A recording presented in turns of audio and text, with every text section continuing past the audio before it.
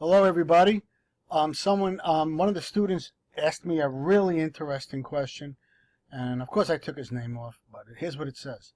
I'm just not understanding why networking capital or change in networking capital is treated as an outlay for a capital budgeting investment or a project that a firm undertakes. How are an increase in inventory and accounts receivable going to be used during the initial investment or cash outflow at time zero? Okay, great question. Here's the problem. Change in net working capital, let me see if I can drag this up here a little bit, can be positive or negative. Okay? And I believe in your book, they show it that way. Let me scoot up a little bit here to the initial investment. I don't know where it is, but here it is, right? Initial investment. Look at the change in net working capital. It's positive or negative. Okay? And the details on that are over here. Basically, depending on what liabilities you have after you make this new machinery or new investment or assets, it will make that go up or down. So, as a point here, I'm going to read this. Net working capital is the difference between the firm's current assets and its current liabilities. This topic is treated in depth in Chapter 15, so we'll get to it then. At this point, it is important to note that changes in net working capital often accompany capital expenditure decisions. If a firm acquires new machinery to expand its level of operations, it will experience an increase in levels of cash, accounts receivable, right? It's going to need more cash, and cash is an outlay, which you should see in Chapter 4 if you go back and review, right? And accounts receivable will go up because if you selling more, you'll be waiting for more money. You may have to buy more inventory, right? So all of these will force current assets up. Accounts payable and accruals, if you have to hire people, right? Those are current liabilities, so that may go up, but normally current assets goes up more than current liabilities. These increases result from the need for more cash to support expanded operations, more accounts receivable and inventories to support increased sales, and more accounts payable and accruals to support increased outlays made to meet expanded product inventories. Demand. As noted in Chapter 4, increases in cash, accounts receivable, and inventories are outflows of cash. And that's the important thing, right? The accounts receivable is going up, and the inventories are going up, whereas increases in accounts payable and accruals are inflows of cash. That's because you haven't paid them yet.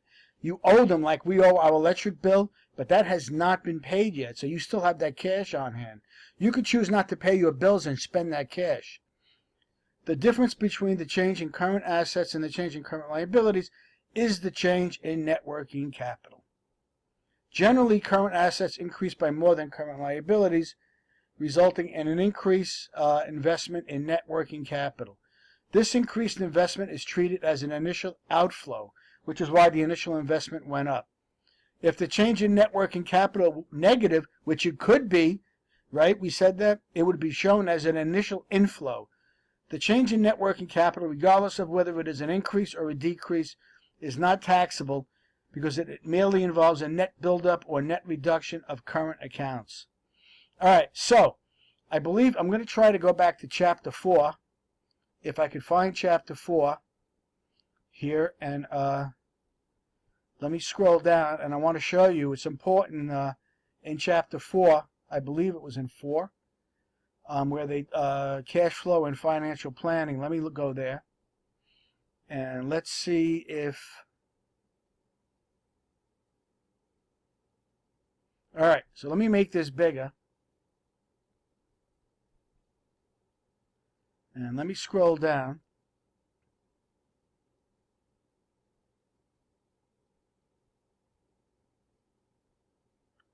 All right, so outflows, right?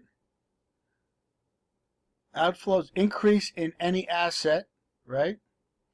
Decrease in any liability, a net loss, dividends paid, right? Or a repurchase of stock. The classification of decreases and increases in a firm's cash balance, and this is very important. So let me start from the beginning, actually. A decrease in an asset, such as the firm's cash balance, cash is an asset, right? Is an inflow of cash. Why? Because cash that has been tied up in the asset is released and can be used for some other purpose, such as repaying a loan. On the other hand, an increase in the firm's cash balance is an outflow of cash because additional cash is being tied up in the firm's cash balance. That money is being tied up, right? So now we have more current assets. So that money is being tied up in our initial investment. The classification of decreases and increases in a firm's cash balance is difficult for many to grasp, which is why this was an excellent question, and I thank the student. To clarify, imagine that you store all your cash in a bucket. When you need cash, you withdraw it from the bucket, which decreases your cash balance and provides an inflow of cash to you. Conversely, when you have excess cash, you deposit it in the bucket, which increases your cash balance and represents an outflow of cash from you or your pocket. Okay? Focus on the movement of funds in and out of your pocket. Clearly, a decrease in cash from the bucket is an inflow to your pocket. An increase in cash in the bucket is an outflow from your pocket. I hope we're clear about that, and I hope I cleared that up. And again, I thank the student for that excellent question. This is Chapter 4. People should review Chapter 4 on this. Okay, so I'll send this out to you, and hope everyone has a good evening. Any other questions, feel free to